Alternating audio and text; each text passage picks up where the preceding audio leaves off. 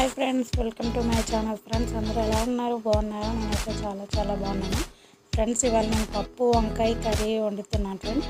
అది ఎలా ఉందో ఏంటన్నది కూడా చూద్దండి ఫ్రెండ్స్.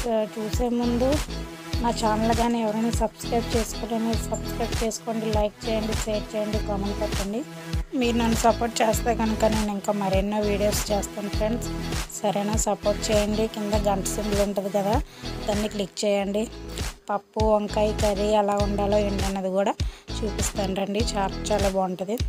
సరే ఫ్రెండ్స్, ఫస్ట్ మనము పప్పు 2 కప్పులు తీసుకోవాలి ఫ్రెండ్స్. కుక్కర్లోకి తీసుకోవాలి. ఆ కుక్కర్లో వేసుకున్న పప్పుని 2 సార్లు కడుక్కోవాలి.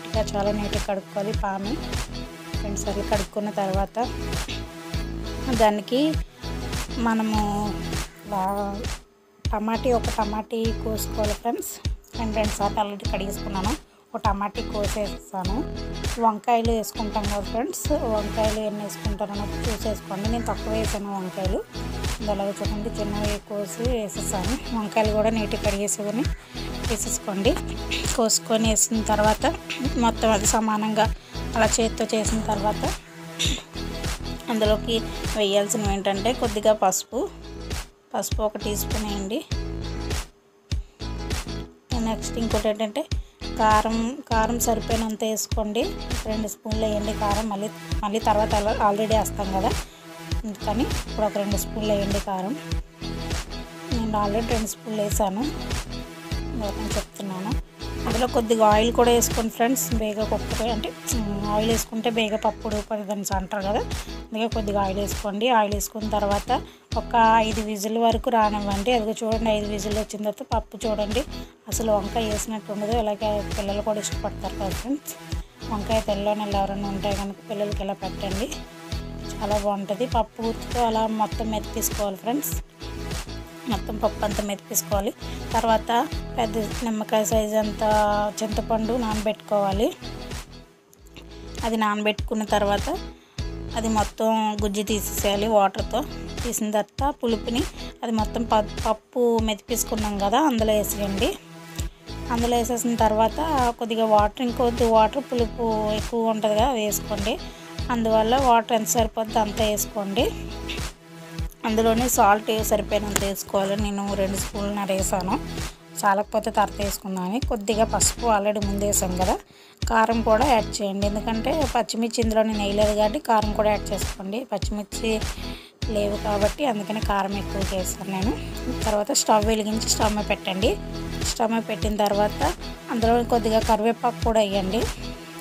కరివేపాకు వేసిన తర్వాత మొత్తం ఒకసారి కలిపేసి స్టవ్ మీద పెట్టేసిన తర్వాత అది ఉడుకుతుంది ఫ్రెండ్స్.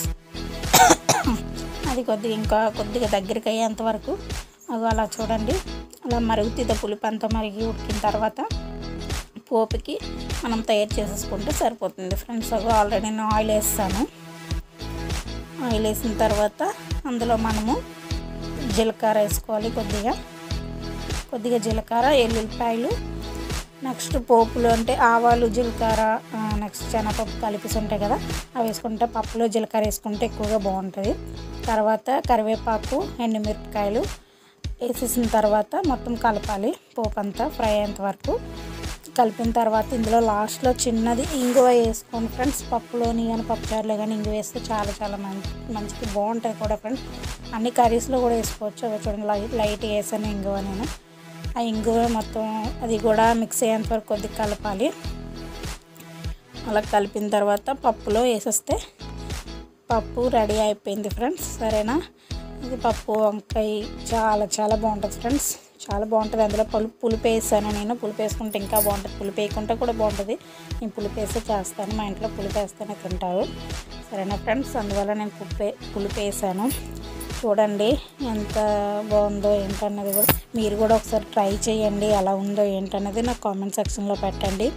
సరేనా? ఇలా వండి చూడండి, చాలా బాగుంటుంది ఫ్రెండ్స్. ఇంకొకసారి నేను చెప్తున్నాను, నా ఛానల్ ఎవరైనా సబ్స్క్రైబ్ చేసుకోవాలని ఎవరంటే సబ్స్క్రైబ్ చేసుకోండి, లైక్ చేయండి, షేర్ చేయండి, కామెంట్ పెట్టండి. సరేనా? ఇలాగే కనుక మీరు నన్ను సపోర్ట్ చేసినట్టయితే నేను మరెన్నో వీడియోస్ ఇస్తాను. సరేనా? బాయ్.